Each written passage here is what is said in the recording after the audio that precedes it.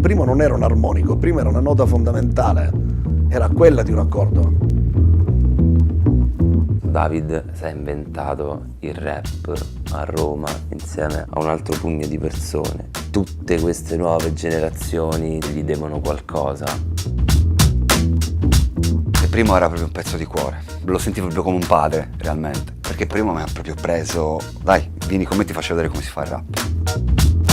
David lo idolatravo prima di conoscerlo, lo idolatravo dopo, perché per me è un mentore. Io dico proprio che il merito che bisogna dare a Primo è veramente un merito quasi pionieristico di aver cambiato il gioco. Per come scrivo io ho bisogno di scrivere proprio le mie sensazioni e il mio linguaggio. Sempre grezzo, io intendo quello, capito? Intendo la naturalità della cosa.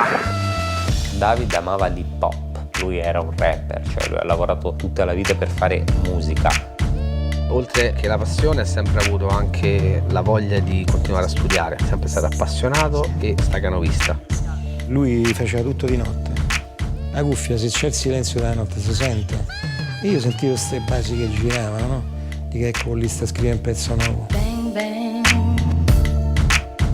David pure quando ci ritrovavamo a suonare in dei posti piccoli, magari dove non c'era tanta gente, mi diceva sempre: ma non me ne frega un cazzo, ci stanno 10 persone o 3000, io salgo e devo dare tutto. A Roma quando dici Corveleno non significa che sei incazzato col mondo, significa che metti la passione che serve. Pensavo che fosse solo energia fisica la sua, solamente energia vitale. Non pensavo che lui avrebbe potuto sviluppare una poetica così profonda. Perché è solo nel momento in cui tu provi a interpretarle che ti rendi conto che è impossibile rappare come era arrivato a rappare lui. Era come un fiume in rotta, anche se stesso veniva trasportato da quello che faceva. David non muore finché non muore la sua musica e finché la gente continua a suonare la sua musica, perché David è la sua musica.